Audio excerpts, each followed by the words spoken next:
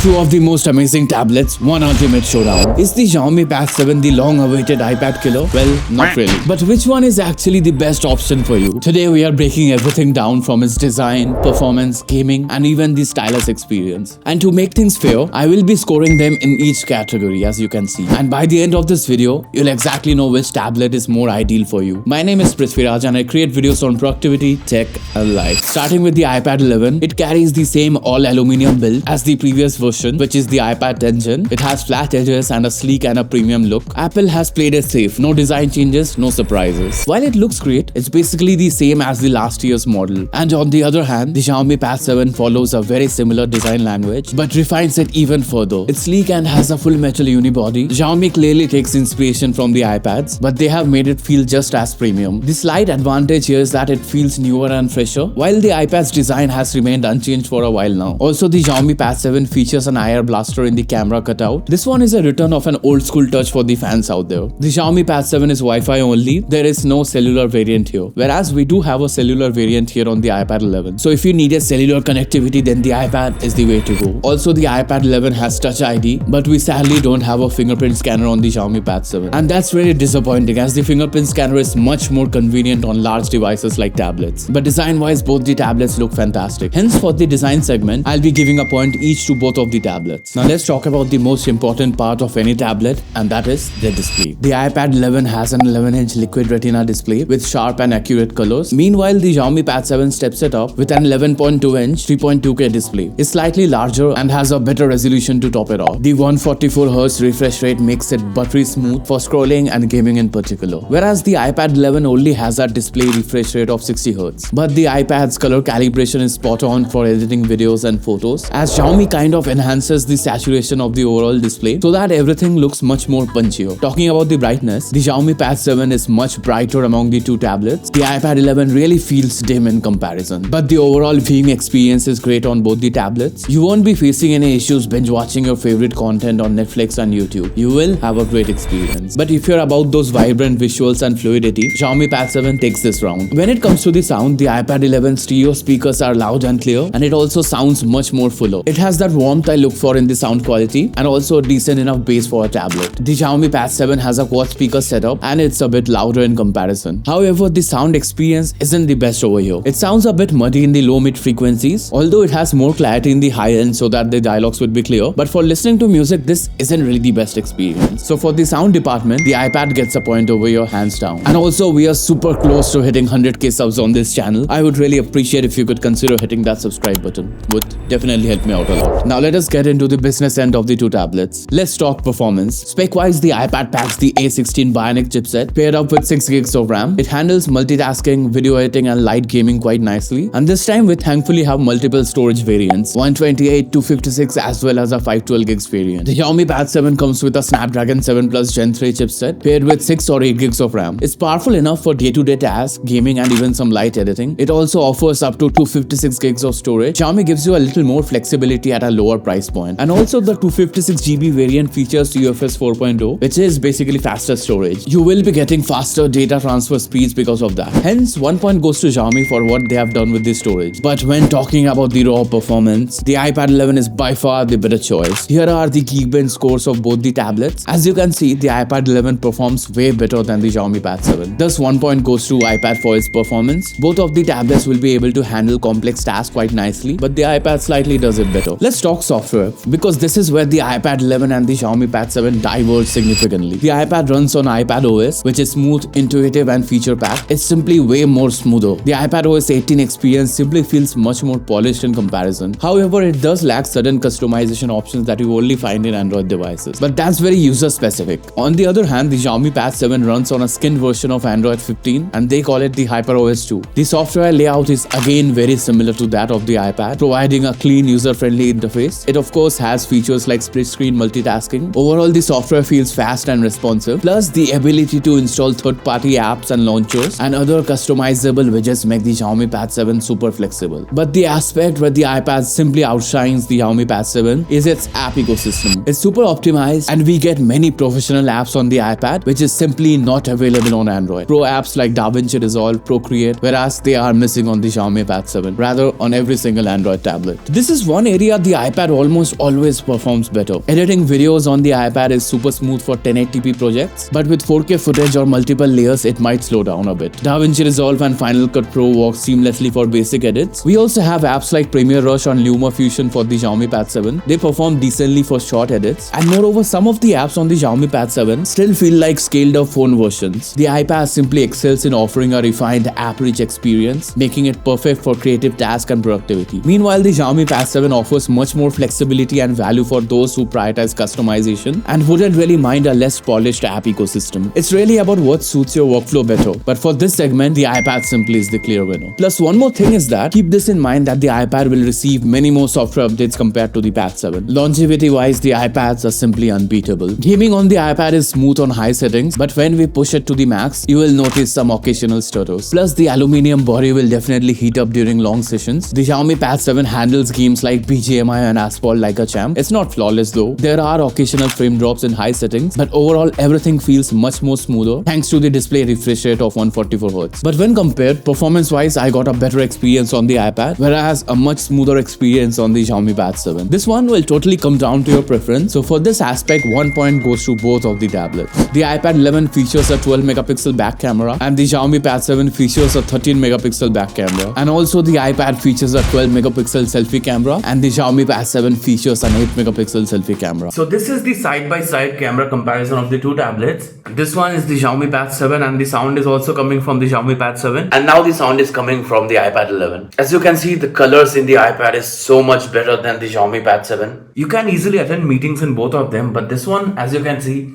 is simply much better. Hence, for this round, 1 point goes to the iPad. As you can see, the camera on the iPad is simply much better. The iPad 11 features a 7698 mAh battery. The Xiaomi Pad 7, on the other hand, comes with a larger battery at 8850 mAh. I got about 7 to 8 hours of screen on time on the iPad with moderate usage, whereas about 8 to 9 hours with the Xiaomi Pad 7. Plus, you can expect faster charging speeds on the Xiaomi Pad 7, so battery-wise, 1 point goes to Xiaomi. Finally, let's talk about the aspect because of which many of you actually watch my videos, and that is note-taking, digital art, and the overall stylus experience. This is where the things really get interesting. The iPad 11 supports the Type-C Apple Pencil as well as the Apple Pencil first gen. The Xiaomi Pad 7 only supports the Xiaomi Focus Pen. You will have to buy the stylus separately for both the tablets, so please keep that in mind. The price of the Type-C Apple Pencil and the Xiaomi Focus Pen is somewhat similar, but their respective experience is miles apart. I'll just say this right now, the Apple Pencil is simply much more better. The writing experience with the Apple Pencil feels natural and really smooth, with excellent palm rejection and also near zero latency. Note-taking apps like GoodNote 6 and Notability, as well as digital art apps like Procreate, will totally elevate your experience on top of that. But sadly, the Apple Pencil doesn't charge us magnetically. Rather, you'll have to visit the dongle city and a lot of adapters if you have the first gen Apple Pencil. The Xiaomi Pad 7 thankfully attaches magnetically and also charges wirelessly. This makes the entire process super convenient. The writing experience is good, but the Apple Pencil is simply much more better, especially since they have a somewhat of a similar price point. Also, the app ecosystem isn't as robust as the iPad OS. For instance, apps like Notewise and Nebo work well, but you'll miss on the polish of apps like GoodNotes or Notability. We do have GoodNotes for Android, but trust me, this one simply sucks. So if note-taking or digital art is your priority, then simply go for the iPad, no questions asked. The writing experience is much